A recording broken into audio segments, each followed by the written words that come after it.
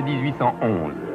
101 coups de canon annoncent au peuple de Paris la venue au monde du fils de Napoléon, empereur des Français, et de Marie-Louise, archiduchesse d'Autriche. De Hambourg à Rome, de Berlin à Varsovie, 100 millions d'hommes poussent un même cri de joie. L'immense clameur vient mourir au pied du berceau de l'enfant, couvert de titres et de gloire. Mon ami,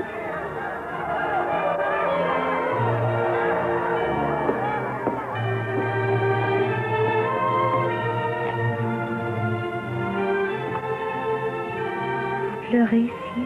C'est de joie, ma bonne Louise. Tu es heureux. Je n'aurais jamais cru qu'un pareil bonheur pût exister. 3 ans plus tard, le colossal empire s'écroule. Et c'est aux portes de Paris que Napoléon se prépare à livrer bataille à l'Europe entière dressée contre lui. Plus cher, ici, avec 40 000 hommes. Là, Schwarzenberg et l'armée de Bohême, 130 000 hommes. Là, les Russes. Et là, les Autrichiens. Les Autrichiens, c'est le pays de maman. Oui, ta maman est la fille de l'empereur d'Autriche. Et vous vous battez contre le papa de maman. Il faut bien, puisqu'il m'a déclaré la guerre. En tout, 200 000 hommes, et les Français ne sont que 50 000. Mais 50 000 et moi, ça fait 150 000. Pourquoi grand-père vous a-t-il déclaré la guerre? Ce sera un peu long à t'expliquer. J'ai passé ma vie à faire la guerre pour courir après la paix. Et pour que plus tard, lorsque tu régneras, on ne se batte plus. Plus jamais.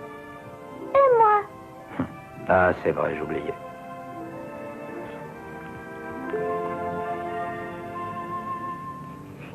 C'est moi, ça. Oui, tu vois, tu ne me quittes jamais. Ah! Voilà l'abominable maman Q qui vient coucher le petit roi de Rome. Je viendrai t'embrasser cette nuit avant de partir. Allons, sire, soyez raisonnable. Je veux rester Alors, avec papa. obéis. On va aller battre mon papa François. Je veux pas, je veux rester avec papa. Papa! Papa!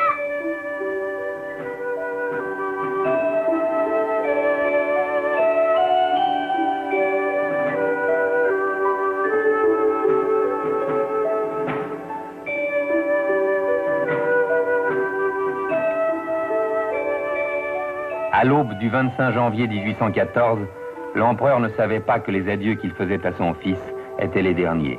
Ils allaient être séparés à jamais. Le petit roi de Rome partirait bientôt pour Vienne, où il serait élevé sous surveillance dans la famille de sa mère. Quant à lui, son fabuleux destin allait se terminer en exil sur le rocher de Sainte-Hélène.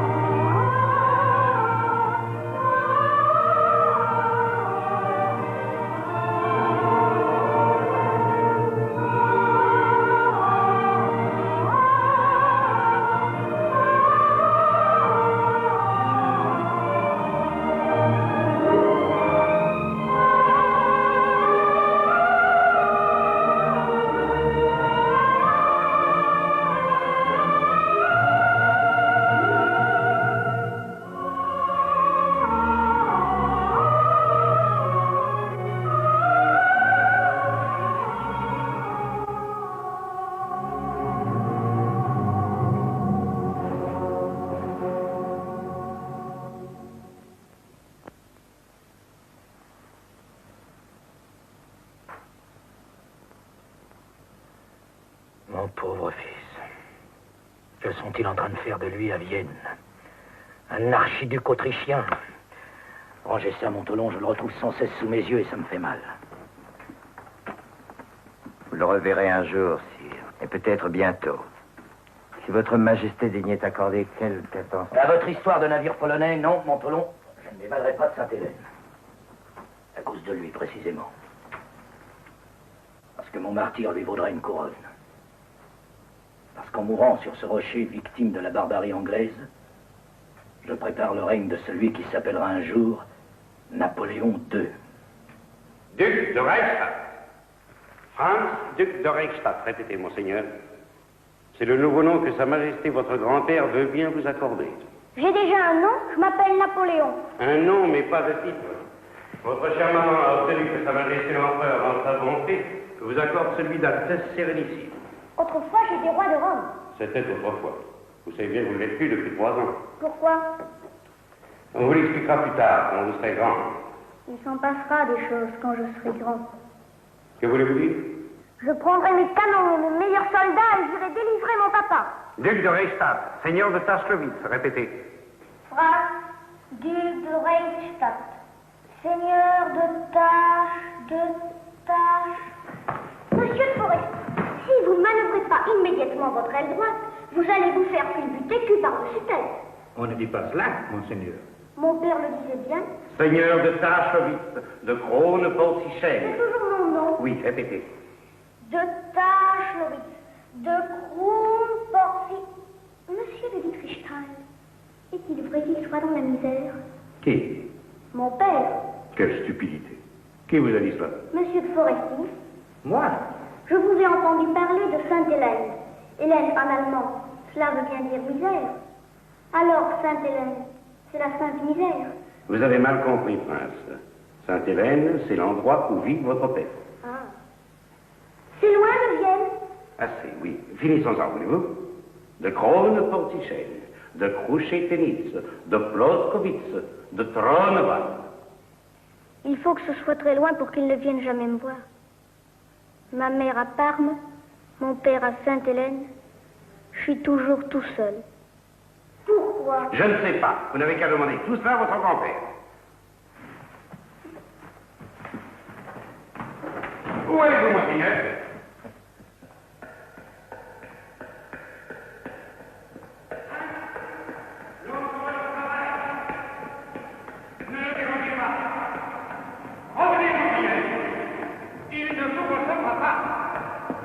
Soyez raisonnable. Veuillez annoncer le duc de Reichstadt, seigneur de Taschlewitz, de Kronporvichen, de Krusenitz, de Brokowitz, de Tronowen.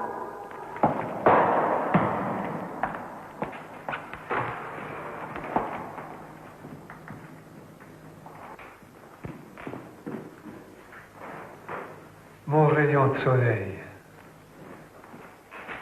Assez travaillé pour aujourd'hui, monsieur de Metternich. Laissez votre empereur jouer au grand-père. Und machen Sie nicht ein solches Gesicht. Man sagt ja, dass in der Sohn Bonapartes Angst einjage. Angst? Nein, Majestät. Aber ich kann nicht vergessen, dass sein Vater zweimal hier am Platz Eurer Majestät saß. Ach was. Approche, Mufti Franz. Alors, que me veux-tu? Vous posez une question, grand-père. Je t'écoute. Pourquoi mon père ne vient-il jamais me voir à Vienne?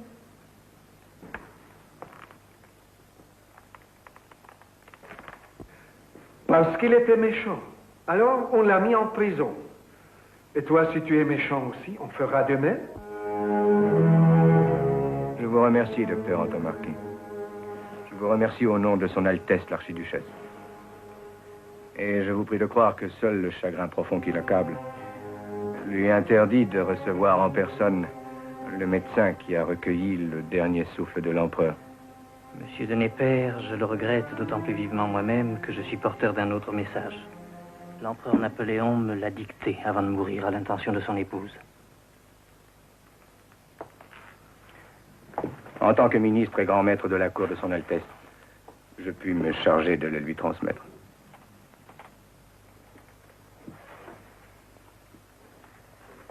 Je souhaite, m'a dit l'empereur, que vous preniez mon cœur. que vous le mettiez dans l'esprit de vin et que vous le portiez à Parme à ma chère Marie-Louise. Vous lui direz que je l'ai tendrement aimé, que je n'ai jamais cessé de l'aimer. C'est très émouvant, docteur. Très. Les Français m'ont fait perdre un œil, mais je n'en admire pas moins Bonaparte. Pour en revenir à ce legs... Pour l'instant, le cœur de l'empereur est encore à Sainte-Hélène. Il faut qu'il y reste. L'impératrice refuserait? Préférerais, monsieur Antomarchi, préférerais que cette précieuse relique ne fût pas transférée ici, à Parme. Les malveillants, je veux dire les bonapartistes, en prendraient prétexte pour faire ici disons, des pèlerinages qui ne pourraient que troubler la quiétude de son Altesse. Je comprends. Je vous en remercie. Monsieur.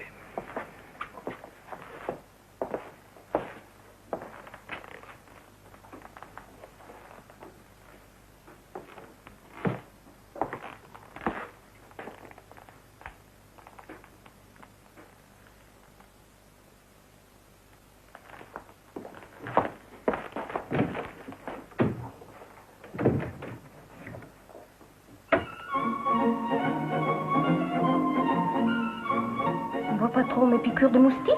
Votre Altesse est plus éclatante que jamais. Qu'en pense monsieur de Neikirk? Les moustiques sont d'une cruauté cette année.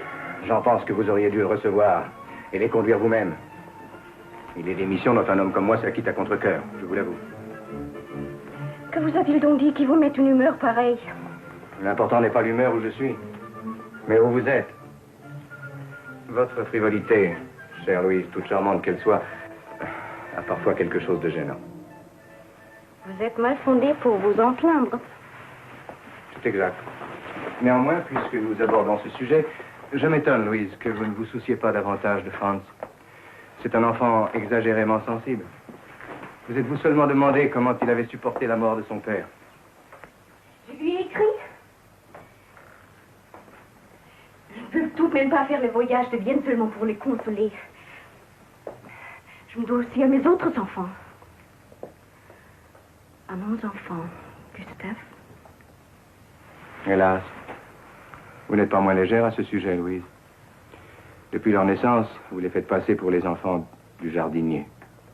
Pensez-vous que ça me soit agréable? Et à moi? J'ai tout abdiqué pour vous. Par amour pour vous. Je fais de vous le maître de ma vie. Je pensais être en droit de m'attendre à autre chose que des reproches et du sarcasme.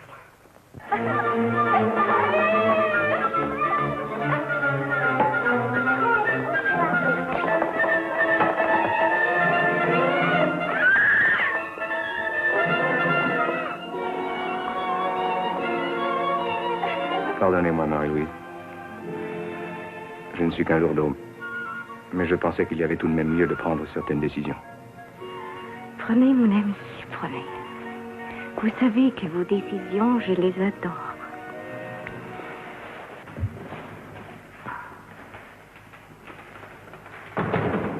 Alors, peut-être. Vous n'avez encore rien écrit. Vous avez donc le cœur complètement sec. Songez au chagrin de votre pauvre maman.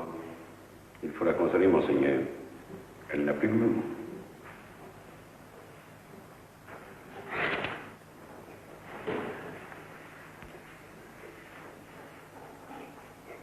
Je peux pas. J'ai trop mal. J'ai trop mal. Ça fait 3 ans la dernière fois que je suis mon papa. J'ai toujours cru qu'il reviendrait un jour. Et maintenant...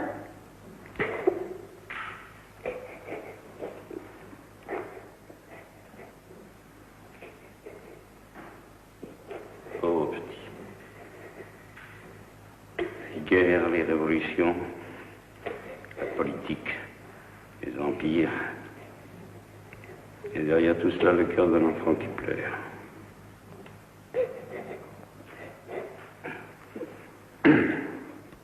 Allons. Puisque vous ne pouvez pas écrire cette lettre, je vais vous la dicter. Attendant, de votre penchant maternel, le bonheur de ma vie, je m'efforcerai, avec 2 œufs, quant à moi, de tenir le plus grand compte des exhortations que vous m'adressâtes en cette triste circonstance. Je joins ma prière au vôtre pour le repos de feu mon père. Je lègue mon nécessaire d'or, celui qui m'a servi le matin d'Ulm, d'Austerlitz, de l'île de Lobo. Je lègue mon épée, celle que je portais à Wagram et à Austerlitz. Je prie monsieur l'ambassadeur de bien vouloir nous pardonner ces noms. Je vous en prie, monsieur le grand maréchal. Mes uniformes, mes lits de camp, mon manteau bleu, celui que j'avais à Marengo. Nous sommes confus, monsieur l'ambassadeur. Ces défaites ont été effacées près d'un petit village nommé Waterloo. Poursuivez. Je lègue le sceau de France, le réveil matin du grand Frédéric, mon lavabo, son pot à eau et son pied, 4 boîtes trouvées aux Tuileries sur la table de Louis XVIII, la chaîne de cheveux de l'impératrice, mes lunettes de guerre. Je vous fais grâce du reste. Et à qui le défunt a-t-il légué tout cela? À son fils, Excellence. Vous comprenez maintenant l'objet de notre visite.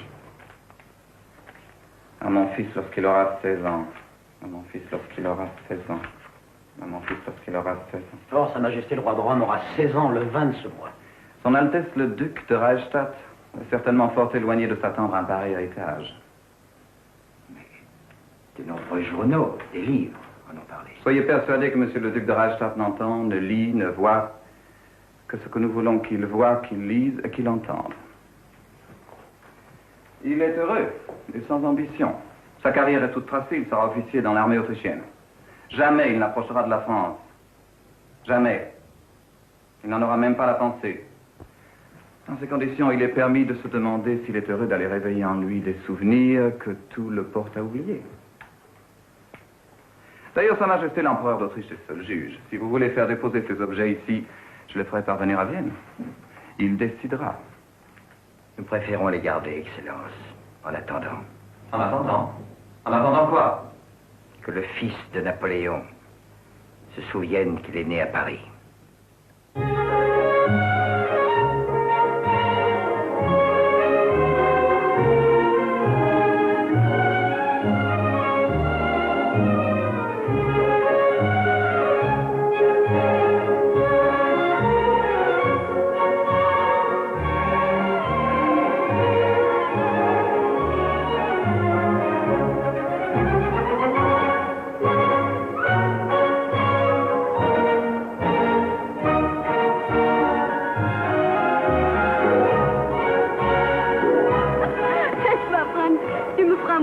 Dans mes bras, je préférerais te voir mourir d'amour que de rire. Hans, comment oses-tu parler ainsi à ta tante, à ton âge? Pourquoi? Parce que si j'avais quelques années de plus... Tu es un impertinent. Sophie, si nous étions libres, mais c'est sans espoir. Toi, tu as ton mari. Et moi, j'ai monsieur de Dietrichstein.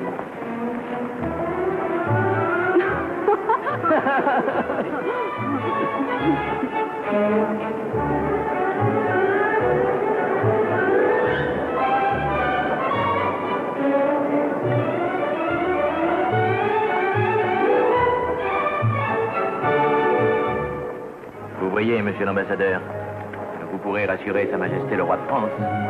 Ce n'est pas dans une telle cervelle que naissent les conspirations. Certes. Cependant, des idées peuvent germer dans son entourage. Et puis, le fils de Napoléon... À Vienne, nous ne connaissons pas de fils de Napoléon. C'est juste. À Londres non plus. Je disais, la fille de l'archiduchesse Marie-Louise a peut-être oublié la France. Mais la France, elle, ne l'a pas oubliée. C'est-à-dire, Excellence? Nous avons nos renseignements, mon cher collègue. Nous savons que chaque jour, votre police arrête les conspirateurs bonapartistes. Les Français sont intelligents. Qu'un de ces excités s'avise de venir proposer un trône à votre Jean Walter. Il faudrait d'abord qu'il parvienne jusqu'à lui. Et croyez-moi, messieurs, le duc de Reichstadt n'est peut-être pas exactement prisonnier, mais... Mais il est dans une situation toute particulière. Sans compter que votre conspirateur se heurterait de la part de mon petit-fils à une fin de non-recevoir. Savez-vous quel est le plus cher désir du duc de Reichstadt, le but ultime de toutes ses aspirations?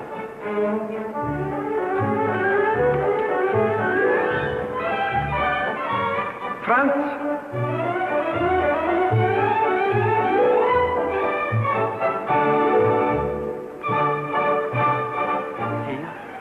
Franz, quelle est la chose que tu désires le plus au monde? Votre Majesté le sait bien.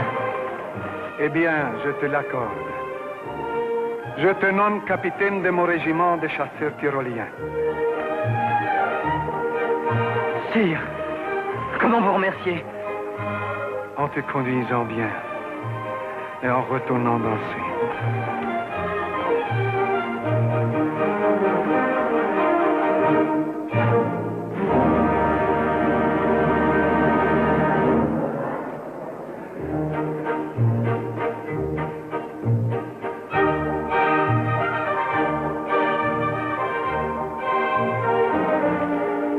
persiste à penser que tant qu'il vivra, le fils de Napoléon ne peut être qu'un élément du trouble et des révolutions. Je suis désolé. Le climat de Vienne ne vaut évidemment pas celui de Sainte-Hélène.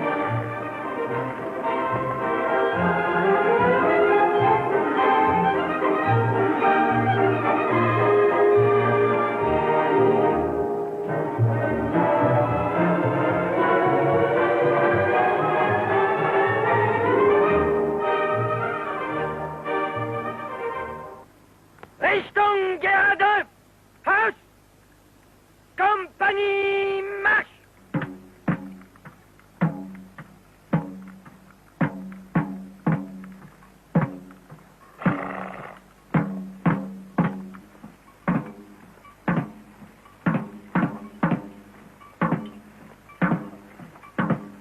Halt!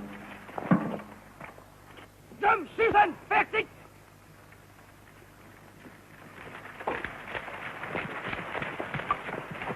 Nicht! Hand! Feuer!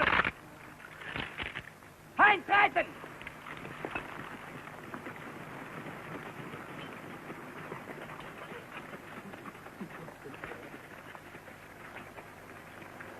Fällt das Bajonett! Marsch, marsch!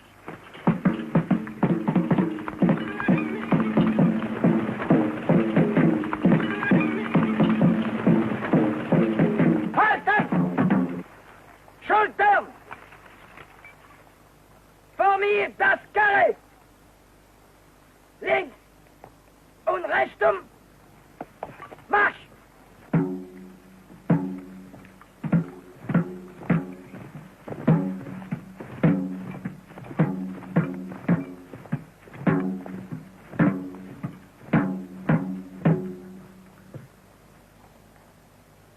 Reihen aus der Mitte! Links und rechts! Komm! Marsch!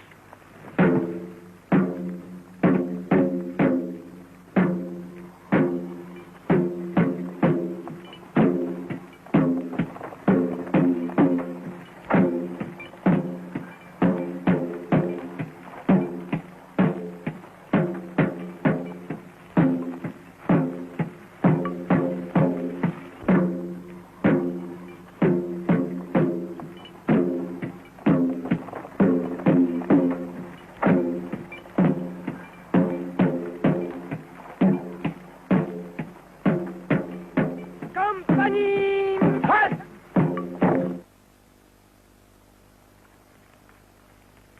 Friedchen! Das Manöver ist aus! Abtreten lassen! Abtreten!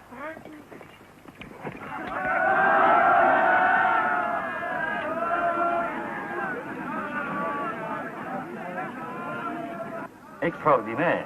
Douleur avec deux ailes. Je ne vois rien là d'extraordinaire. Je parle de la manœuvre. Il a vraiment ça dans le sang. Oui, eh bien, ne lui dites pas trop. Il croirait n'avoir plus besoin de nous, que Dieu sait. Écoutez cela. 2 ans, chère maman, que je ne vous ai vu. Je suis tout affligé, un seul F, de l'aggravation de l'état du général Neiterk, que, vous savez, que j'aime profondément, Un prince autrichien écrire ainsi le français. C'est une honte.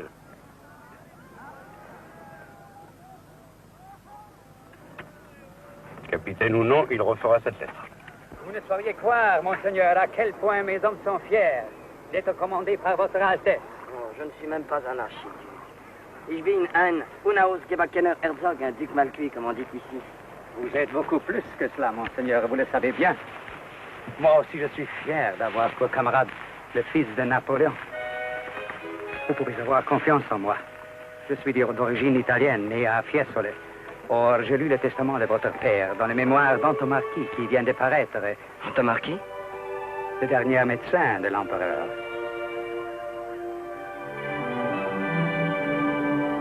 Se peut-il qu'on vous laisse ignorer? La manœuvre était parfaite, monseigneur. Mes respects, monseigneur.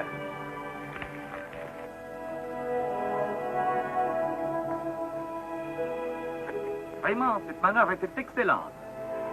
Meilleure que l'orthographe. Il faudra refaire cette lettre. Plus tard. Pour le moment, son Altesse a bien mérité un tour de cratère. Non, je préfère rentrer.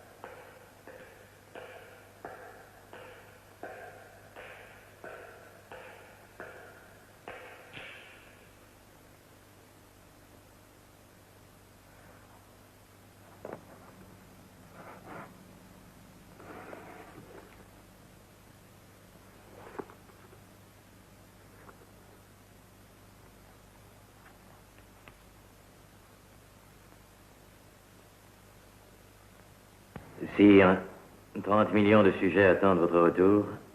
Fuyez, revenez en France. Soyez persuadé, mon cher prince, que si le duc de Reichstadt avait lu le premier ce billet, il serait venu me le remettre, aussitôt. Ces trois couleurs lui auraient paru séditieuses et ne le concernant point. Je commence à croire que l'ambassadeur d'Angleterre avait raison. Les Anglais ont d'ailleurs toujours raison. C'est sans doute pour cela que je ne les aime guère. Je recommande à mon fils de ne jamais oublier qu'il est né prince français. Il ne devra jamais combattre ni nuire en aucune manière à la France. Il doit adopter ma devise. Tout pour le peuple français. Écrivez. Si rien ne presse. Il est temps que je termine. Je le sens. Où en étais-je? Tout pour le peuple français. Que le souvenir de ce que j'ai fait ne l'abandonne jamais. Tous ces efforts devront tendre à régner par la paix. J'ai implanté en France et en Europe de nouvelles forces qu'il fasse éclore ce que j'ai semé. Mon fils,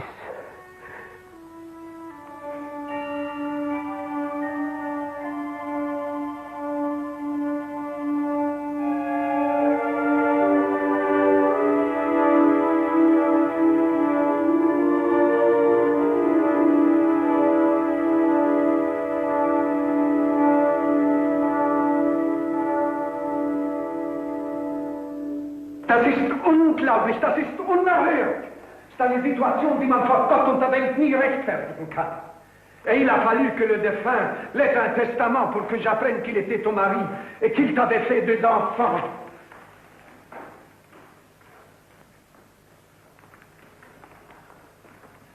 Quel âge ont-ils d'ailleurs, ces enfants? Tu ne vas pas me dire qu'ils sont nés du vivant de Bonaparte. Albertine a 13 ans, Guillaume 10 ans. Eh bien, maintenant va-t-on annoncer cela à Franz. Jamais. Explique-lui que pendant que son père agonisait sur un rocher, toi tu mettais au monde tes bâtards. Je vous en supplie, je ne pourrai pas. Ils font pourtant bien que quelqu'un lui dise la vérité, tout au moins en partie. Parce que pour le reste, l'âge de ces enfants, je souhaite pour vous qu'ils ne l'apprennent jamais. Mère, quel bonheur, quelle joie de vous retrouver. Mon petit Franz, tu as grandi. J'ai laissé un enfant et je retrouve un grenadier.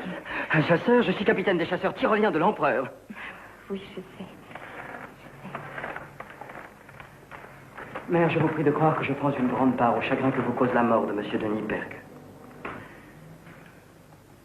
Merci, Franz.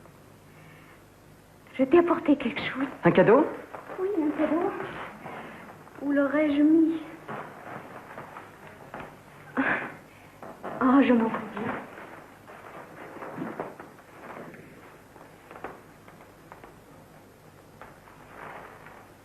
C'est le sabre que ton père portait en Égypte.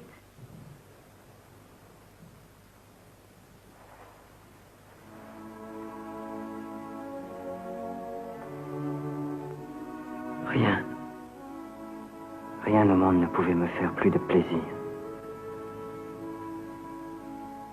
Tant mieux. Laisse-moi maintenant. Il faut que je m'installe un peu.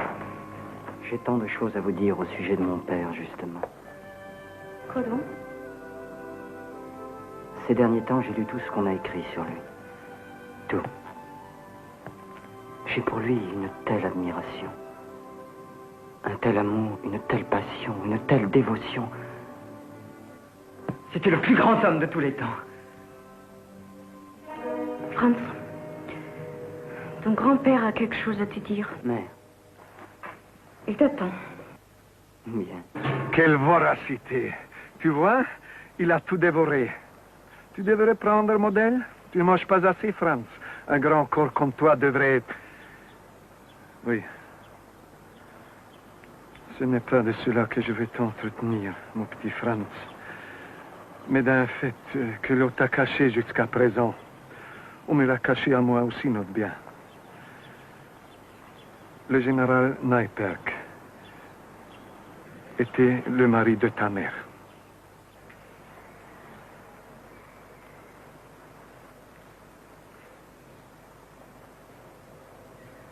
ce n'est pas tout. Ils ont eu ensemble 2 enfants, Guillaume et Albertine. Voilà, cette fois, c'est tout. Quel âge ont ces enfants? Je ne sais pas. Ils sont évidemment petits, tout petits. C'est fou ce que cet oiseau peut dévorer. Si je le laissais faire, il me mangerait chaque jour pour 2 gulden de viande.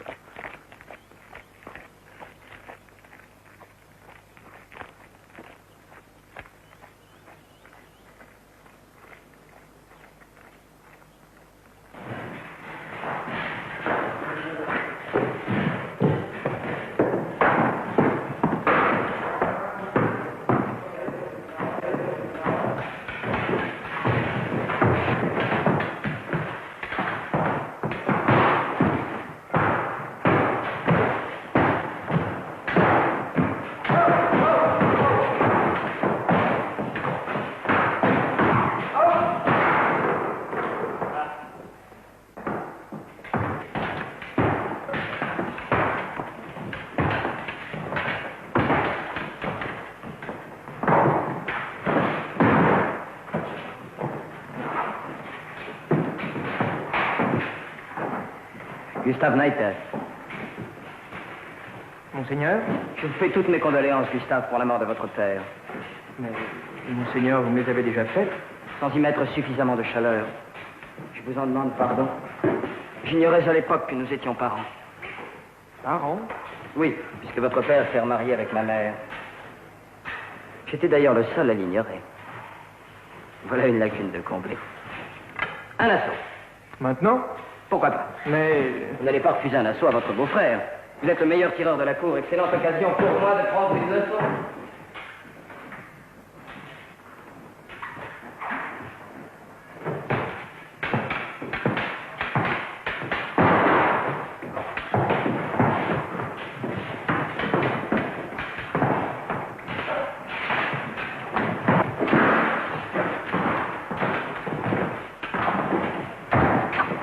Une véritable basse force. Pas la moindre ouverture ose glisser. Dites-moi, votre frère Guillaume est-il aussi fort que vous? Il tire déjà admirablement son âge. Son âge? Quel âge a-t-il donc? Je ne sais pas, Monseigneur. Vous n'allez pas prétendre qu'il tire admirablement à 5 ans. Allons, vous en avez trop dit.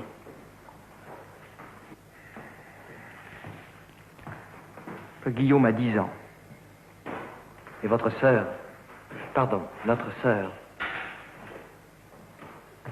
Albertine va avoir 13 ans. Il ne faut pas me juger, Franz. Autrefois, j'ai été sacrifiée. Ce fut un sacrifice d'épouser mon père. Franz, il y a tant de choses que tu ignores. La cour d'Autriche fuyante devant lui pas 2 fois. Bien occupée. Il nous a fallu faire 200 lieues dans la neige et le froid. C'était la fin de l'Autriche. La fin des Habsbourg. Des Habsbourg, Franz. Je ne suis pas un Habsbourg. Au moins pour moitié. Mais après, mère. Après. Vous l'avez aimé. Il vous a rendue heureuse. Heureuse. Oui. De moi, je croyais l'être. Mais vous ne l'étiez pas. Ce n'était pas encore le grand amour. Vous attendiez pour cette révélation, monsieur de Neipperg. Franz, après la mort de ton Pas père... après, avant, bien des années avant. Pendant que lui ne cessait de penser à vous, j'ai toujours eu à me luer de ma chère Marie-Louise. Je lui conserve jusqu'aux derniers instants les plus tendres souvenirs. Ce sont ses propres paroles. Vous ne pouvez les refuser comme vous avez refusé son cœur.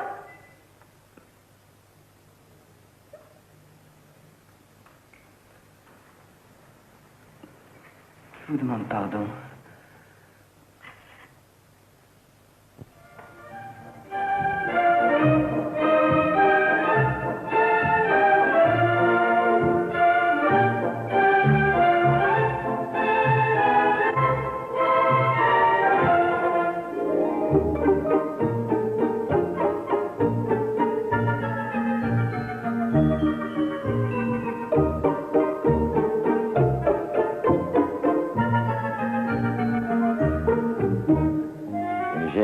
beaucoup lire les gazettes sur un air de danse. La politique européenne est une manière de ballet. Le ballet, vous êtes le maître, prince. Eh bien, mon cher ambassadeur, en tant que maître de ballet de l'Europe, laissez-moi vous dire qu'à Paris, on s'agite un peu trop, à mon goût. C'est une tradition chez les Français. À date fixe, la rage de la liberté les jette dans les rues, comme une espèce d'épidémie. Malheureusement, nous savons par expérience que ce genre d'épidémie a au fait de déborder vos frontières.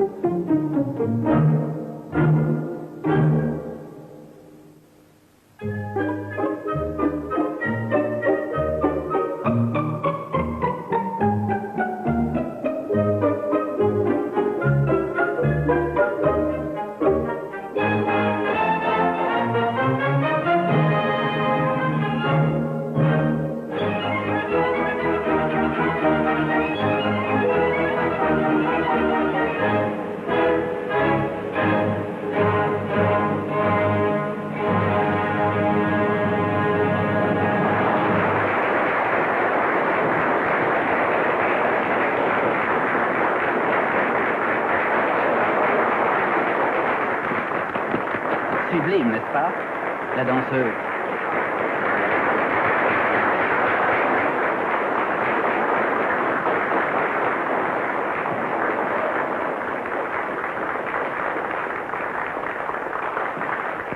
Mais que se passe-t-il? Un complot. Pour sortir Franz de son marasme, on le jette dans les bras d'une danseuse. Et vous n'êtes pas jalouse? Pour tout vous dire, si un peu.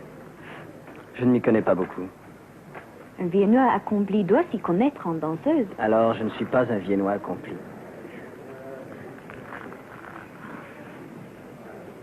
Mais enfin, tu ne te rends pas compte, Thérèse, le duc de Reichstadt. Oui, alors? Mais celui dont toutes les jeunes filles de Vienne sont amoureuses. Toutes sauf moi, ce n'est pas de chance. Mais tiens, j'en connais une qui possède son portrait dans sa chambre et qui, le soir, lorsqu'elle se déshabille, le retourne contre le mur. Je n'ai pas de ces pudeurs-là. Mais Thérèse, il est fou de toi. Thérèse, ma petite Thérèse, mais oui. Si tu l'avais vu pendant que tu dansais, il ne te tenait pas en place. Et puis, c'est impossible que la plus jolie danseuse de Vienne ne connaisse pas le plus beau prince d'Autriche. Bon, tu peux l'amener. T'es mignonne.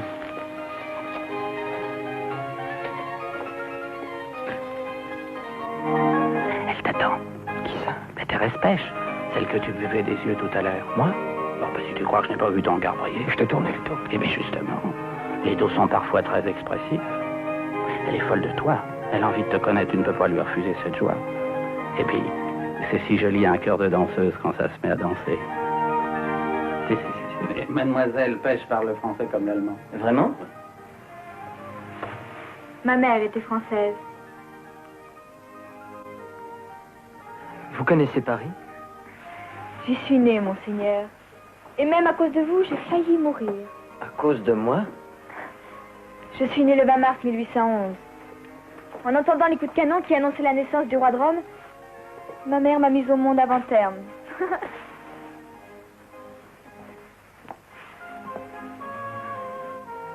Cela ne vous a vraiment pas trop mal réussi. N'est-ce pas, Esterhazy? Il est parti? Nous n'avons pas besoin de lui. Si je comprends bien, c'était un petit complot. Un complot? Nullement.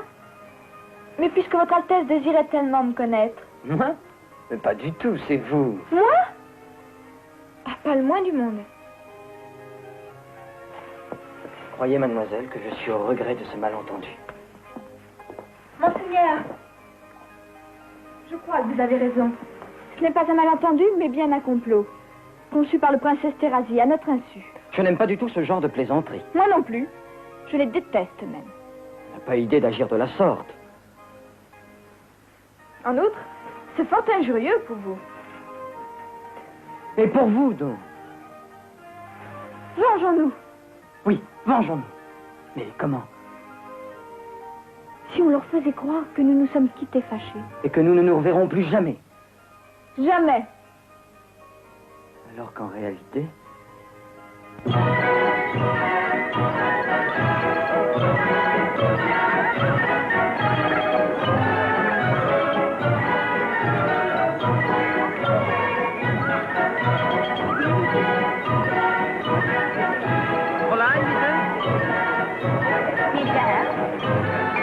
Zwei Gläser, bitte. Voyez ce monsieur qui se cache si mal derrière les balançoires? Oui. C'est le policier que la sollicitude de monsieur de Metternich attache à mes pas. On l'échange tous les jours, mais je le repère d'une lieue.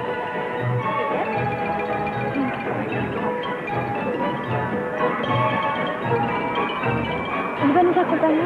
À distance respectueuse, c'est le règlement. Quand on complote, il faut bien prendre le risque d'être surveillé.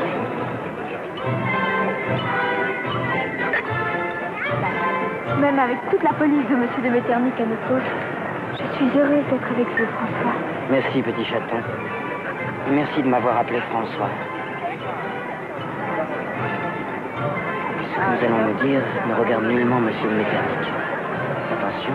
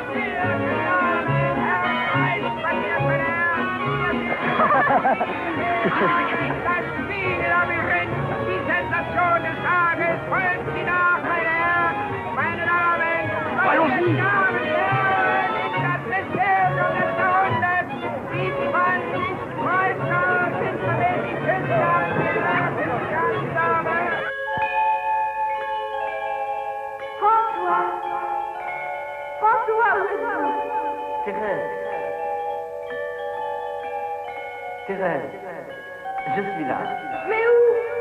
Je ne vous vois pas. François!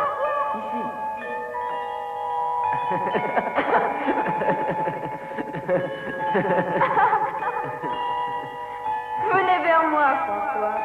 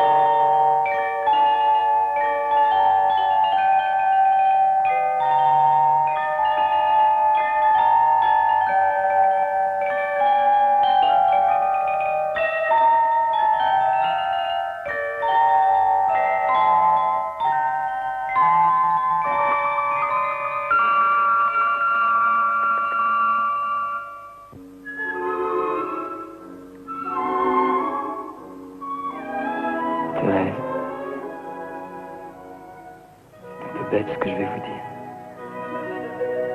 Ce qui se passe là, aujourd'hui,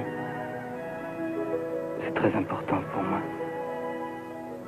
Pour moi aussi. Il y a tellement de choses en moi qui se battent et se contredisent. Et puis vous arrivez, tout devient simple. Cesse d'être un problème en marche, l'incarnation d'un conflit historique. Et on s'aperçoit qu'on est un homme, tout simplement. Un être vivant qui ne demande qu'à vivre.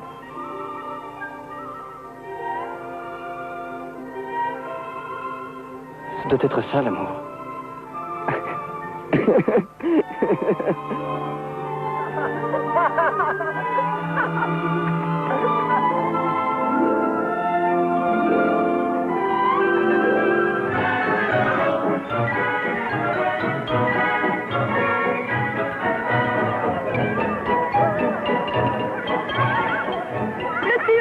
Demandons-lui notre avenir. Oh non, j'ai déjà assez de mal à me sortir de mon passé. Mais François, je suis sûre qu'il va nous dire des choses merveilleuses.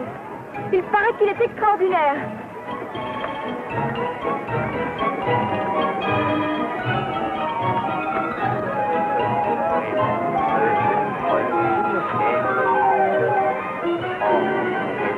Beaucoup enfants.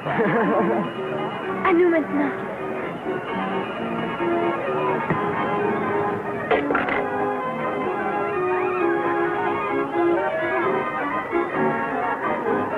En ce moment, à Paris, on crie ton nom dans les rues, dans les rues.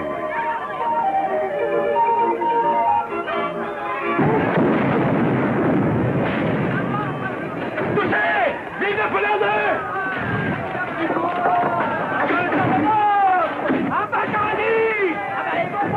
Vive le roi Rome! Au diable avec ton roi Rome! On ne veut pas de l'archiduc autrichien! Le fils de l'empereur, un archiduc autrichien! Allons! Le duc d'Orléans va vous mettre d'accord, celui qui est en train de prendre le pouvoir. Pas pour longtemps! Vive l'empereur! Vive Napoléon II!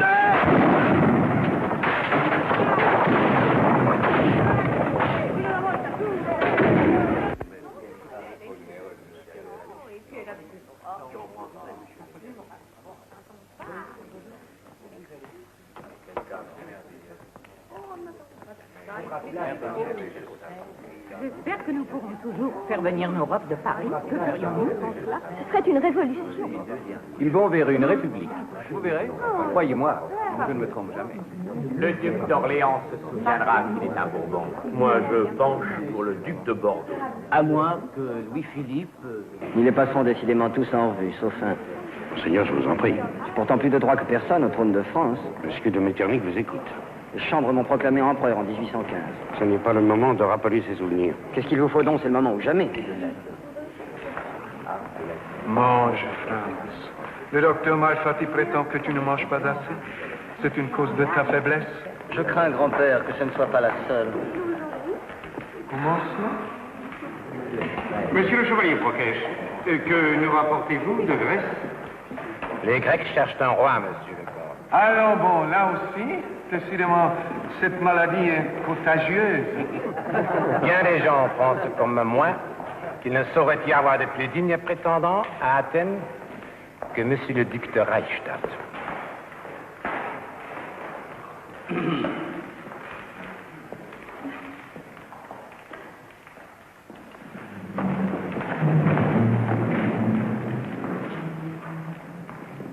Messieurs, le travail nous attend.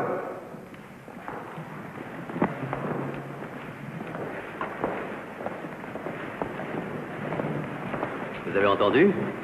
J'espère que vous ne laisserez jamais faire une chose pareille. Que vous ouvriez la cage et c'est le feu à l'Europe. Dans le malheur qui frappe mon pauvre roi, permettez-moi au moins de lui donner l'assurance que ce genre de choses ne se produira pas. Rassurez-vous, mon cher ambassadeur.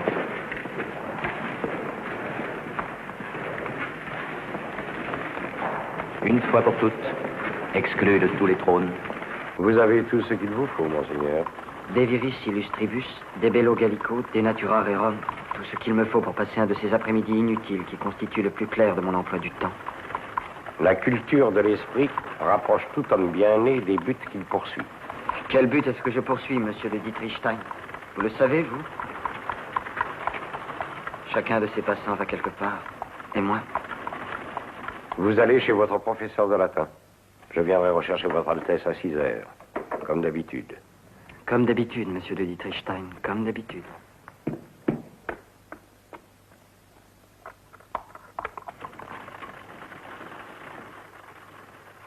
Franz, permettez-moi d'abord de baiser la main de mon empereur.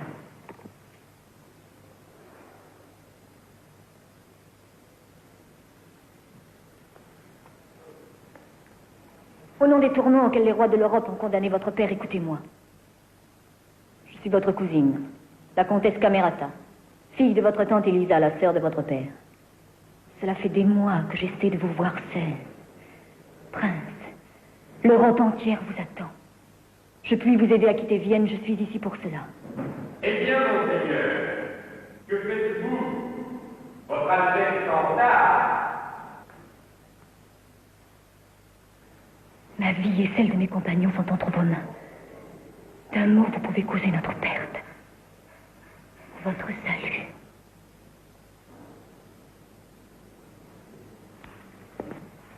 Je vous en conjure, prince, ne négligez pas cette chance.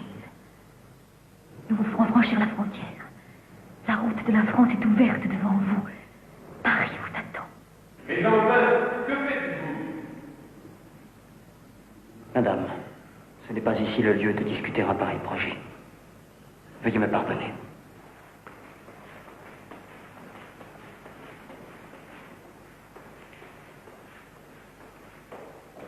Ah, enfin. J'ai l'honneur d'annoncer à votre Majesté impériale et royale l'accession au trône de Sa Majesté Louis-Philippe Ier, roi des Français. Si je comprends bien, monsieur l'ambassadeur, vous venez nous demander officiellement de reconnaître monsieur le duc d'Orléans. Oui, sire. Le roi m'a en effet chargé de cet honneur. Asseyez-vous. En vérité, les événements qui viennent de se passer en France ne doivent pas surprendre votre Majesté. La France a supporté 15 années le gouvernement que les Alliés lui ont, pour ainsi dire, imposé à la chute de Napoléon. 15 années, c'est beaucoup. Beaucoup, en effet, pour un pays qui aime le changement et qui contraint sans cesse ses souverains à partir pour l'exil. quand il ne les envoie pas à l'échafaud comme au pauvre oncle Louis XVI. La vérité est que Sa Majesté impériale aborde. C'est le mot qui convient. Aborde ce qui vient de se passer en France. C'est également mon sentiment, prince. Et je ne vous saisis pas. Nous sommes nombreux dans mon pays à penser de la sorte. Monsieur, j'ai vu beaucoup de choses au cours de mon long règne. Mais c'est bien la première fois que j'entends un envoyé extraordinaire discréditer le gouvernement dont il vient d'annoncer l'avènement. Le trône du roi Louis-Philippe est sorti des pavés. Il y retournera à la première secousse. Et tout recommencera. Les barricades, la révolution, la liberté. Tout ce que précisément Sa Majesté impériale aborde. À moins que... À moins que? À moins que la cour de Vienne n'y fasse obstacle. Comment cela? En nous rendant le duc de Reichstadt. Ah! Nous y voilà. Le fils de Napoléon représente un principe d'ordre. Il était inutile, général, de vous donner tant de mal pour en arriver à cela. Pourtant, monsieur le chancelier, l'idée de voir régner mon petit-fils sur le trône de France... Ce serait, Majesté, faire le malheur de ce pauvre enfant. Nous l'aimons trop pour cela. Mais la question n'est pas là. On ne fait pas de bonapartisme sans Bonaparte, monsieur l'ambassadeur. Vous et les vôtres êtes victimes d'une singulière illusion lorsque vous créditez le fils des qualités du père. Dieu m'est témoin que le duc de Reichstadt est doué des plus brillantes qualités du cœur, de l'esprit. Mais qu'y a-t-il derrière cette façade? Rien. De molles rêveries, de vagues aspirations. En un mot, ce que l'on appelle aujourd'hui du romantisme. Mon père a eu la gloire. Suis-je destiné à n'avoir jamais que la gloriette? Ou bien dois-je écouter cette étrange cousine et me lancer dans une aventure aussi folle? Il faut savoir quels sont ses moyens d'action, ce qu'elle propose au juste. Si votre Altesse m'y autorise, je me mettrai en rapport avec elle. Chevalier, je viens de réaliser une chose extraordinaire. Pour la première fois depuis mon enfance, je ne suis plus seul. Dès le premier regard sur vous, j'ai su que le ciel m'envoyait un ami. Monseigneur, c'est un immense honneur pour moi. Un honneur? Pour vous, mon amitié ne peut être qu'un embarras, un obstacle à votre carrière. Vous voilà déjà en train de comploter avec une Amazone. Il faut refuser, n'est-ce pas? Je lui écrirai une lettre que vous lui remettrez. Mon heure n'est pas venue. instant, je ne cesse de penser à cette Europe que mon père m'a léguée comme un précieux cadeau. Qu'il fasse éclore ce que j'ai semé. Je suis hanté par l'héritage de Sainte-Hélène. Et dire qu'à Paris, on se demande si vous êtes français ou autrichien. Comment pourrait-il le savoir? Parfois, je ne le sais plus moi-même.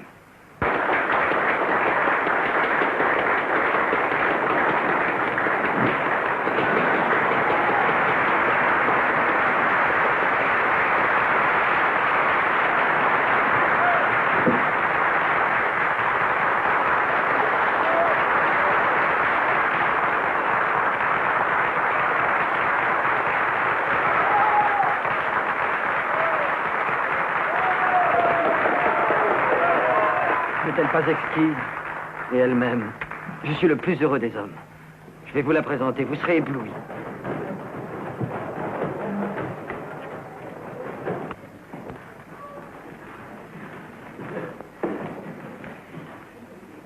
Bitte sehr, das ist für alle kaiserliche Hoheit. Dankeschön.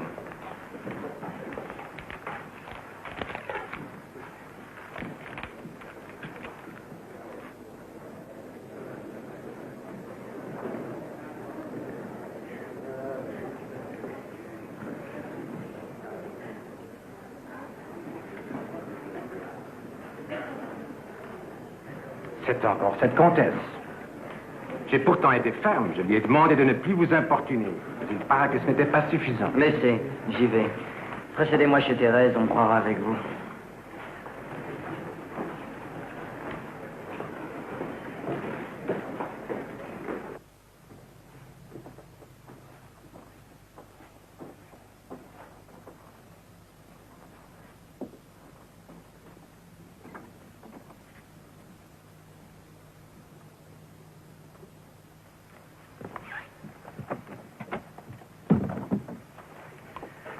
Outre que votre insistance est injurieuse, l'usage que vous faites pour m'attirer ici d'un objet aussi précieux à mon souvenir est du plus mauvais goût. Pardonnez-moi, monseigneur, c'est un des moins précieux qui ait été confié à ma garde par votre père. Comte de Montelon, général d'Empire. Prince, nous n'avons pour nous entretenir que le temps d'un entracte. Votre Altesse ne s'étonnera pas que j'entre dans le vif du sujet. Dans toute l'Europe, des hommes fidèles à la volonté de votre père se battent et meurent chaque jour pour vous. Et vous, que faites-vous? Que puis-je faire? Votre père avait pour habitude de répondre à ce genre de questions avant de les poser. Il a fui l'île d'Elbe. Il aurait fui Sainte-Hélène. Sans vous. Sans moi? Oui. L'occasion lui en a été offerte, mais il l'a rejetée. Il voulait que son martyr vous assurât une couronne. Le moment est venu où cette prédiction est sur le point de se réaliser. Encore faut-il que vous n'y fassiez pas obstacle. Les obstacles, monsieur le comte, sont autour de moi, et non en moi. Vous ne pouvez l'ignorer. Alors brisez-les. Il vous suffit de gagner Strasbourg. Une fois là, l'amour des Français sera un bouclier autour de vous. Et c'est entre deux haies de soldats de votre père que vous galoperez jusqu'à Paris. Qu'attendez-vous? J'ignorais que le parti bonapartiste fût aussi puissant. Sans vous, nous sommes faibles. Avec vous, nous sommes invincibles. C'est le souffle de Wagram et d'Austerlitz qui passera en tempête sur l'Europe.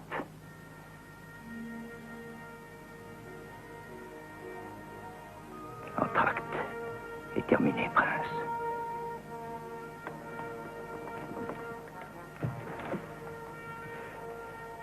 Pardonnez à un vieux soldat de vous avoir ouvert son cœur sans y mettre les formes. Et que la brutalité de mes paroles ne dissimule pas à vos yeux l'infini respect que je porte à votre majesté.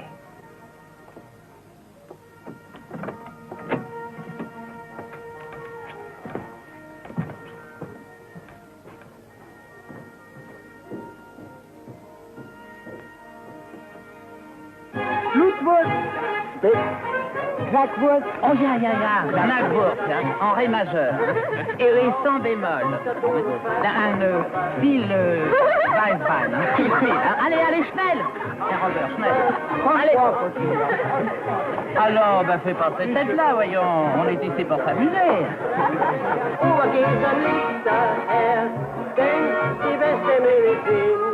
Ist nur der Wein in Wien.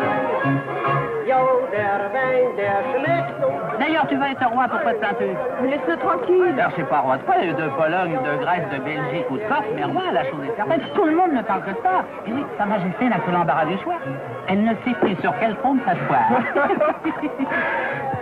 Si vous avez besoin d'un bouffon, Esterhazy est à votre disposition. Ah non, Chambellan, il me l'a promis, n'est-ce pas, France? N'est-ce pas, France? Et oui, j'aurai une grande chaîne en or et j'introduirai les maîtresses du roi. Dis donc! Mais t'as pas plaint puisque t'es la favorite.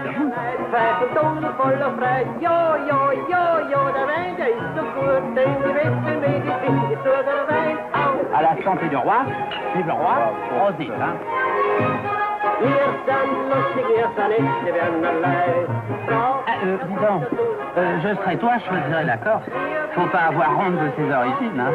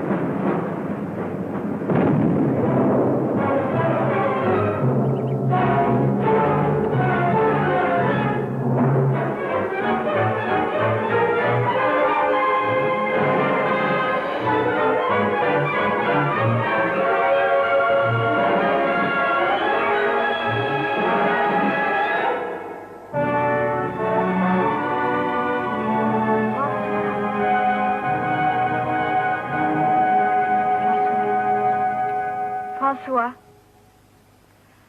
pourquoi es-tu parti? Je voulais tellement danser avec toi.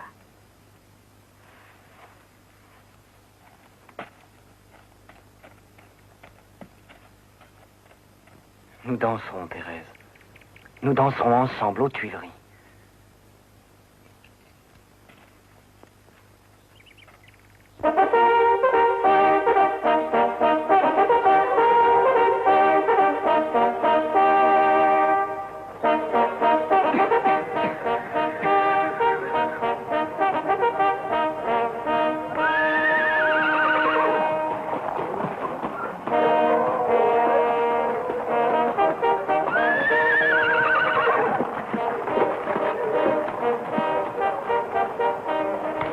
Monseigneur, votre étrier gauche est un peu long.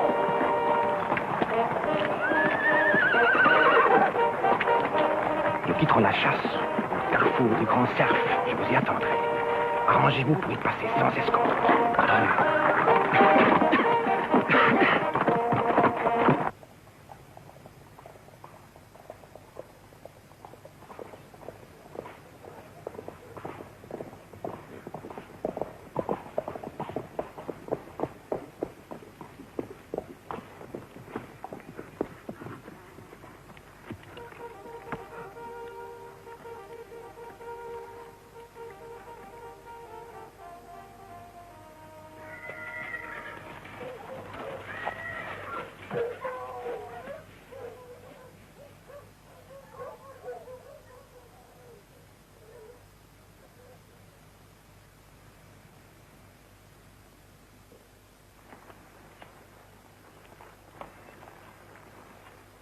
Je tenais à vous rencontrer pour vous confirmer ma décision de partir que vous a communiqué le chevalier Prokesh.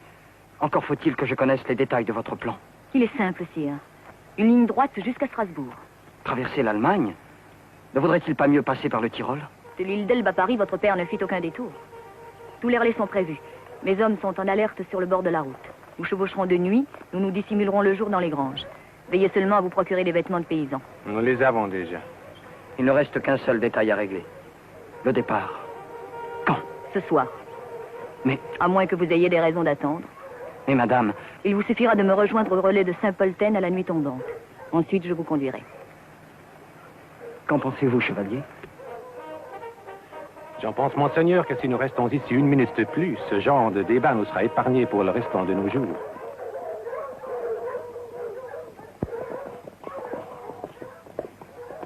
À ce soir, madame.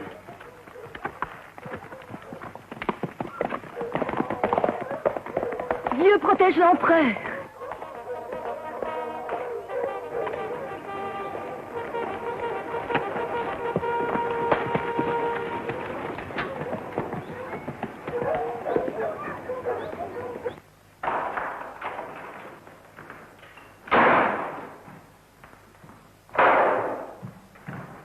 La chasse a été bonne, monseigneur? Je ne savais pas que vous possédiez ce tableau. Mon grand-père m'y a autorisé. Mais puisque vous vous intéressez au mobilier, j'ai aussi mon berceau. Là. Ne vous inquiétez pas, monsieur le chancelier. Nul ne rentre dans son berceau après l'avoir quitté. Pour en finir avec l'inventaire de ma chambre, ne cherchez pas les objets que mon père m'a légués, puisque vous avez refusé qu'on me les remette. Je constate avec joie, monseigneur, que le grand-père vous fait du bien. Je ne vous ai jamais connu un pareil brio. C'est, monsieur, que les occasions de nous entretenir ont été rares. Trop rares, pour mon goût. C'est un peu pour remédier à cette lacune que je suis là, à vous attendre. Je vous écoute. Votre Altesse Sérénissime me permet-elle de lui parler à cœur ouvert? C'est un spectacle inattendu. Chez un diplomate, certes. Mais c'est l'ami qui est devant vous, non l'homme d'État. Monseigneur, votre candidature au trône de France repose sur un malentendu. Ce n'est pas la gloire napoléonienne que veulent les Français, mais la liberté et l'égalité. Moi seul puis les leur donner. À condition qu'ils l'acceptent de votre main. En réalité, ils verront toujours un Allemand assis sur le trône de France. Ils soupçonneront le cabinet autrichien d'être au fond du cabinet des Tuileries. Et qu'arrivera-t-il? Le premier enthousiasme passé, vous deviendrez la proie des intrigues, des ambitions, des exigences, des complications de toutes sortes. Vous serez broyé. Monsieur le chancelier, pourquoi me dites-vous cela?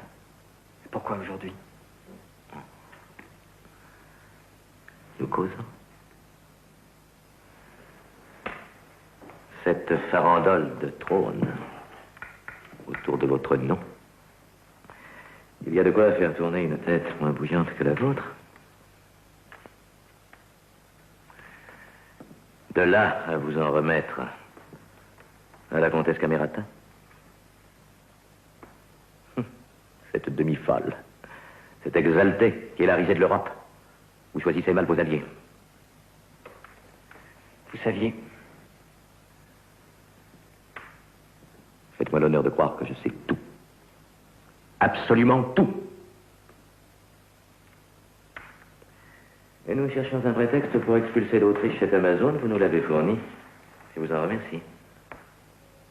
Et pour compenser cette mauvaise nouvelle, en voici une bonne. Sur ma demande, l'empereur a signé cet après-midi la constitution de votre maison militaire. Elle se composera du général Hartmann, du capitaine de Maul et du lieutenant Standerevski. C'est Prokesh! J'avais expressément demandé qu'il en fasse partie. Le chevalier Prokesh est pour votre Altesse de très mauvais conseils. Et j'ai pensé, je veux dire, l'empereur et moi avons pensé qu'il convenait de l'éloigner de Vienne pendant quelque temps.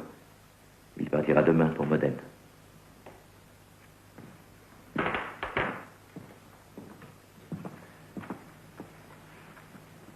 Thérèse Pêche, elle, est déjà partie, aujourd'hui. Un engagement imprévu, en France, justement. Il faut bien que de vous trois, il y en ait au moins un qui voit Paris. Mais vous faites la vie autour de moi. À quoi voulez-vous en venir? Mais quelle haine vous pousse à m'abaisser? Mais c'est parce qu'autrefois, ici même, mon père vous a écrasé sous son talon, comme une vermine. Seigneur, à défaut de régner sur les autres, efforcez-vous au moins d'avoir la maîtrise de vous-même.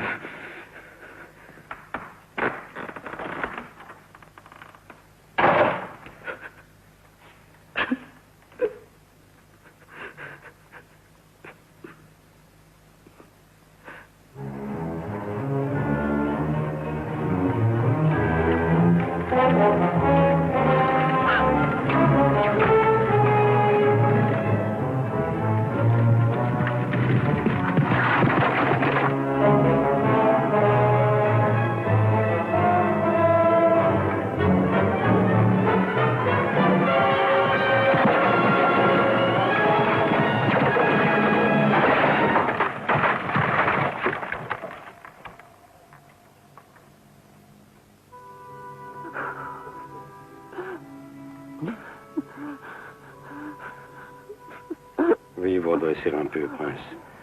Que le docteur puisse vous examiner. Et par-dessus le marché, vous avez pris froid.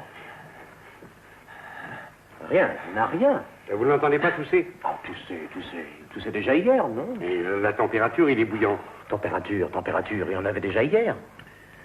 La température provient de la douleur rhumatique, qui elle-même provient de la fièvre catarrhale, qui provient de l'engorgement du foie. C'est ça? Le foie, tout provient du foie, toujours. Voilà pourquoi le prince est malade, le foie. Franz, qu'est-il arrivé? Encore une nouvelle folie du prince. Alors qu'il a besoin de calme, de repos. Votre Altesse devrait le raisonner. Moi, il ne m'écoute pas. Je prêche dans le désert. Bon, de l'eau de sel. Il faut lui donner beaucoup d'eau de sel. Pour dégager. Et puis veiller à ce qu'il prenne bien régulièrement sa potion. Oh, dis-leur de me laisser tranquille.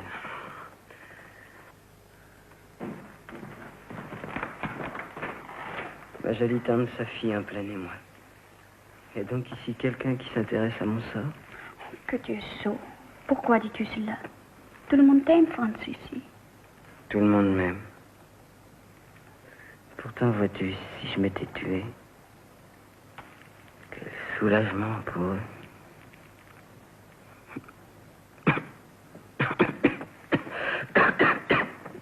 Ils m'aiment bien. Mais je les gêne. Oh, je ne suis qu'un grand embarras. Où allais-tu, Franz, sur cette voiture? Nulle part, ma tante, nulle part. C'est pour cela que j'étais si pressé. Par moments, tu dis des choses si étranges.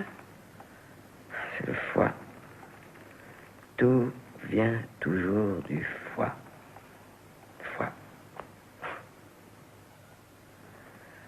Et le général Hartmann, d'où vient-il? C'est le repos, monseigneur. J'ai tout arrangé. On a désigné quelqu'un pour vous remplacer cet après-midi. Et pourquoi, je vous prie? On m'a dit que vous avez eu un accident. Qui? Mais... Je sais. Monsieur de Metternich. Il est toujours au courant de tout avant les autres. Il devait même être informé de mon accident avant qu'il ne se produise. Eh bien, dites-lui que je suis rétabli. Cela ne manquera pas de lui faire plaisir. Franz, tu n'es pas en état de te lever. Votre Altesse doit garder le lit au moins pendant 3 jours. Le docteur Malfatti. Au diable Malfatti.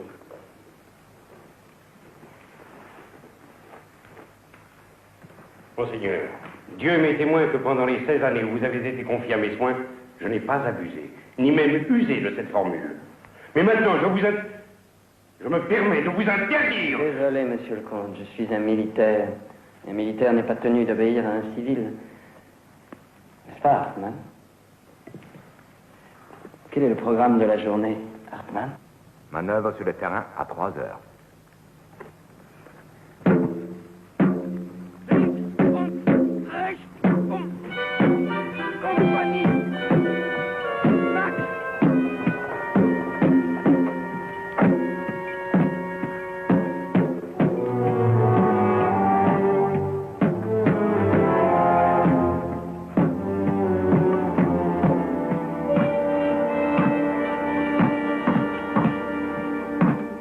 désigne pour le service de garnison aux obsèques du maréchal von Zugenthal. Enfin, c'est insensé. N'importe quel adjudant pourrait faire cela. Ce n'est pas moi qui ai établi les tours de garde, monsieur de Dietrichstein. Adressez-vous à l'officier de service. Il y a un autre point, monsieur le chancelier, dont je voulais vous entretenir. Le docteur Malfatti. La bonne volonté manifeste. Sa compétence, par contre, ne me paraît pas aussi évidente. Ce n'est pas moi non plus qui l'ai choisi. J'ai d'autres soucis.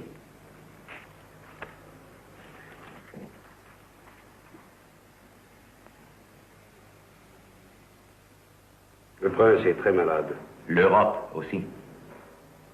Plus malade qu'on ne vous le dit. Qui puis-je, mon cher comte? Il faut laisser la volonté de Dieu s'accomplir. Sans doute, mais je demeure persuadé qu'un changement de climat lui ferait le plus grand bien. Le soleil d'Italie guérirait cette toux persistante. L'Italie? En ce moment? Mais vous n'avez pas votre bon sens. Alors qu'ils sont en pleine insurrection. Qu'ils se font tuer à tous les carrefours au cri de « Et viva Napoléon et Segundo !» Tenez, Parme. Parme est menacé. Et vous voulez l'envoyer en Italie. Mais même sur une civière, sa seule présence là-bas mettrait le feu à l'Europe.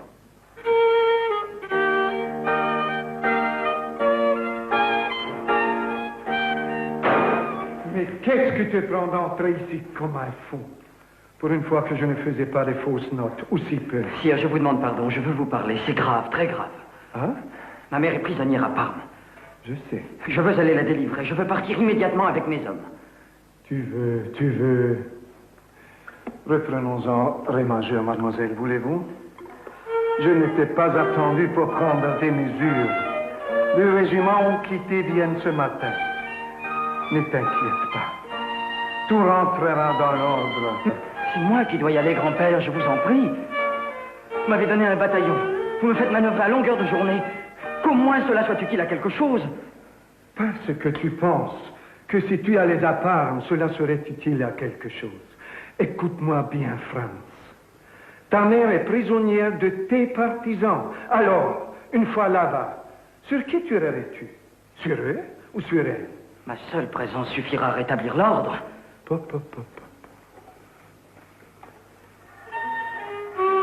me traitez comme un enfant qu'on ne prend pas au sérieux. Qu'on amuse avec des jouets. Et vous avez tort. J'ai passé l'âge des soldats de plomb. Désolé pour la fausse note. Rassemblement de mon bataillon en tenue de campagne, prêt pour le départ immédiat.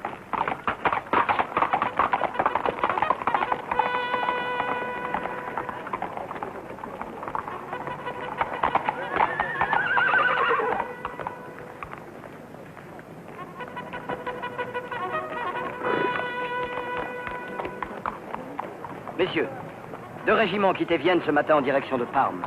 Votre bataillon va partir immédiatement les rejoindre à marche forcée. Vous vous chargerez du ravitaillement, vous assurerez la liaison avec le gros de la colonne. Eh bien, qu'avez-vous? Ordre de l'empereur, monseigneur. Ordre de votre supérieur hiérarchique, le commandant du bataillon. C'est que, monseigneur, nous avons l'ordre de ne pas obéir à un ordre de ce genre. Pas obéir? Je ne comprends pas, messieurs. Monsieur de Metternich... Ah, monsieur de Metternich.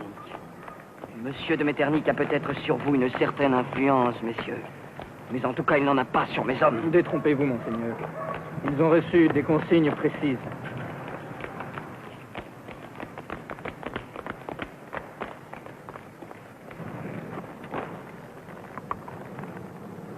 Soldats, le moment est venu de vous couvrir de gloire en Italie.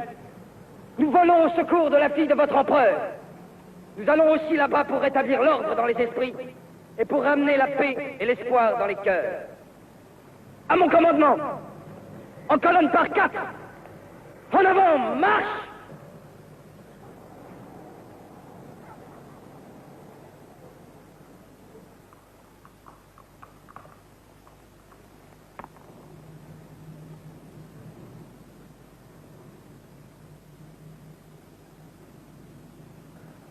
Soldats, regardez-moi en face. Je suis Franz, duc de Reichstadt, votre chef. Vous ne pouvez pas ne pas m'obéir. Votre chef, vous m'entendez? Je suis votre chef. À mon commandement, en colonne par 4. En avant, marche!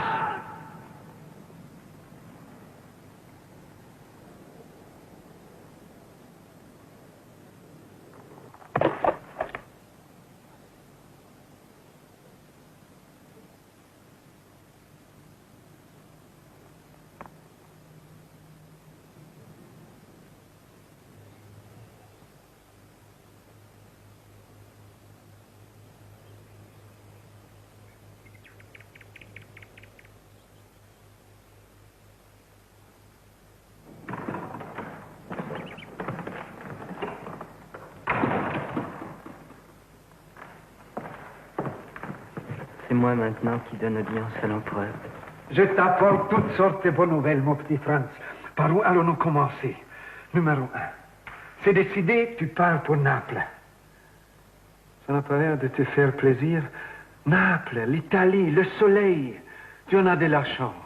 Je voudrais bien être à ta place. Monsieur de Metternich ne s'y oppose pas? Au contraire, c'est lui qui a insisté. Vous appelez ça une bonne nouvelle?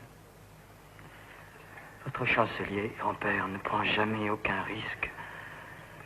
S'il me laisse partir, c'est que je suis perdu. Alors bon, que vas-tu imaginer, mon petit L'autre frère? nouvelle. Quelle autre nouvelle? Ah oui, ta nomination au grade de colonel. Je viens de la signer. Je vous remercie, grand-père.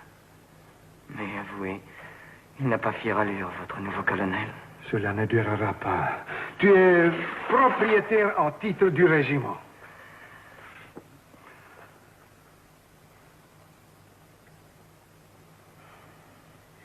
Fils de notre bien-aimée fille, l'archiduchesse Marie-Louise. C'est tout. Et de père inconnu, je suppose. Franz, comment oses-tu me parler sur ce ton? Nous ne sommes plus en 1818 lorsque vous m'avez fait duc de Reichstadt. Il est mort maintenant. Dois-je me considérer comme un bâtard? L'auriez-vous oublié? J'étais pourtant accoudé à ce balcon. Il a dormi dans cette pièce au sommet de sa gloire.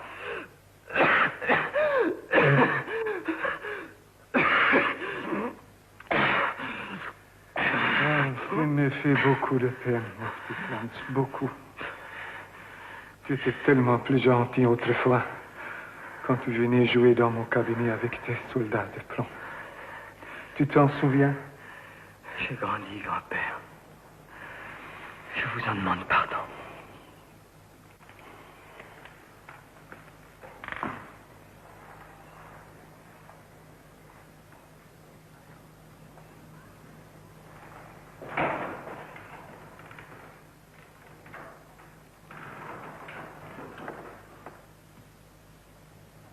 C'est vous, monsieur de Dietrichstein? Je suis là, monseigneur. Ma mère. Vous l'avez bien prévenue? Oui, monseigneur. Je lui ai écrit à plusieurs reprises. Vous l'avez exactement informée de mon état? Oui, monseigneur. Alors, pourquoi ne vient-elle pas? Elle viendra. Elle viendra sûrement. Elle ne peut quitter son duché du jour au lendemain. Ses affaires la retiennent. Ses affaires ou ses chambellans? Comment pouvez-vous parler ainsi de votre mère?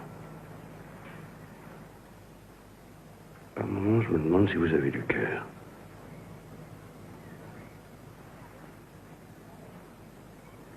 Comment faut-il faire pour avoir du cœur?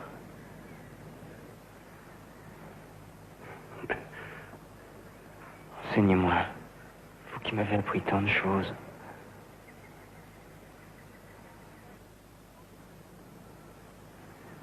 C'est une question de disposition naturelle.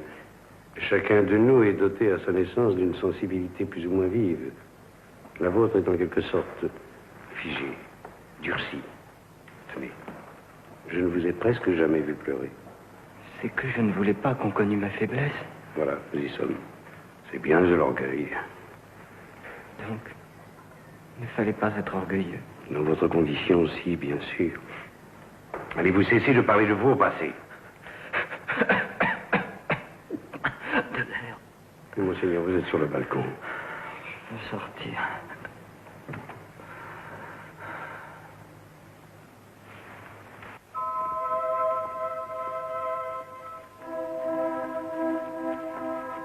Général Hartmann. Seigneur. Veillez à ce que personne n'approche. Je ne veux pas qu'on me voie dans ma misère. Vous me comptez sur moi, monseigneur. Die gehen jetzt nach links und geben Acht und die nach rechts.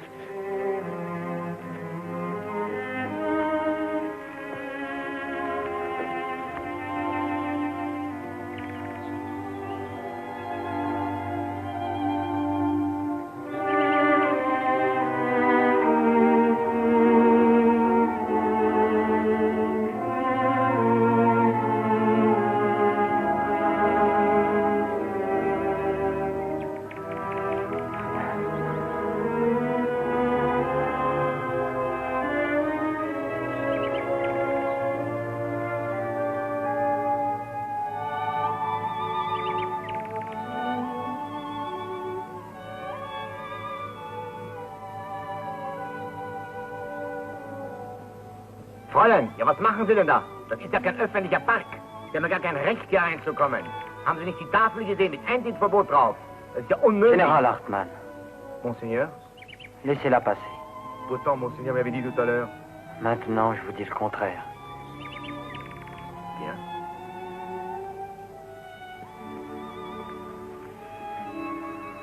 Thérèse. Ma Thérèse. Cela fait des semaines, tu sais, que je tourne autour du château pour te voir. Je ne suis pourtant pas bien beau à voir. J'ai l'air d'une vieille buveuse d'eau. Oh, mon Franz. Ma petite pêche ne m'a donc pas oublié à Paris. Tu as eu beaucoup de succès. Raconte. Je n'ai pensé qu'à toi. Tu n'as pensé qu'à moi? Et toi?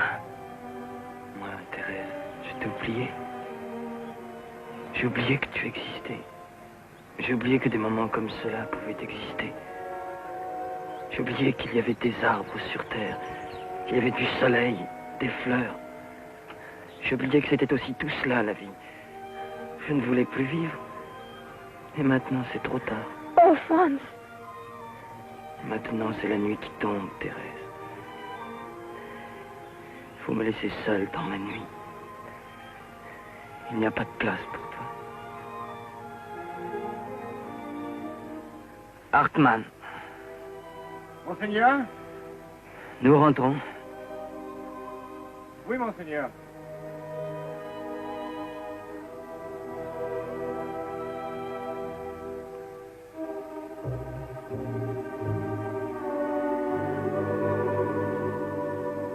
François! Plus tard, Thérèse, quand les gens parleront de ce pauvre petit Napoléon II, ma lamentable histoire sera éclairée par ton sourire. Et de ça, je te remercie.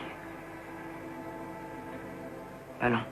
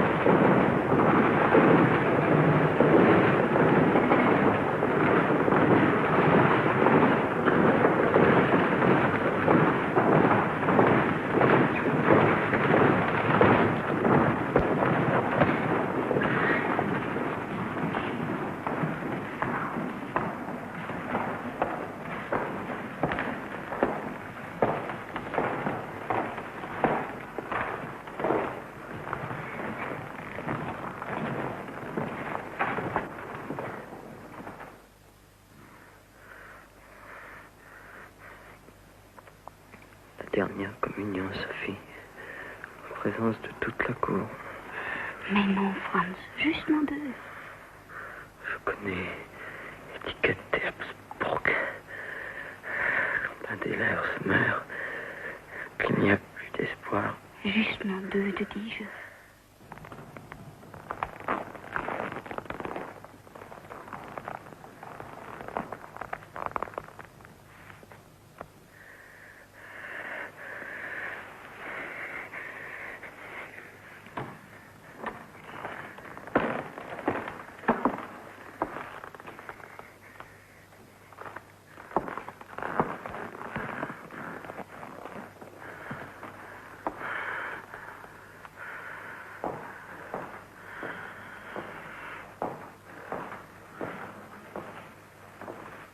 Pax huic Domui, ovimus, ex audinos Domine Sancte, Pater omnipotens, eterne Deus, et mitare digneri sanctum angelum tuum de celis, mi custodia, fovea.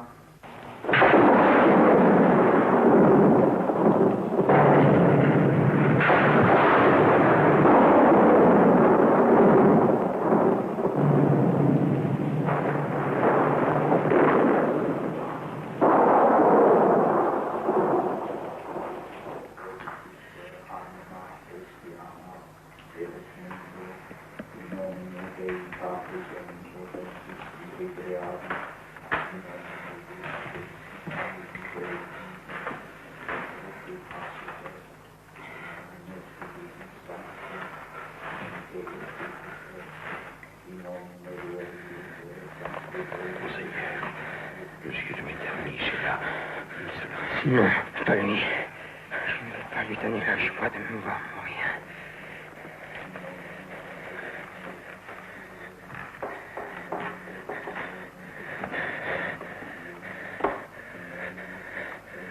Mère.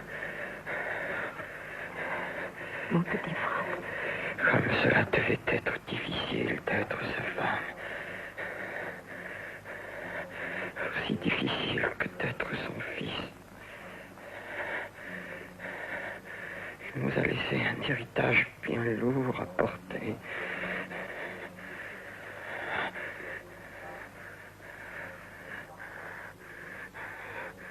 Je vous demande pardon. Vous n'avez pas le droit de vous juger.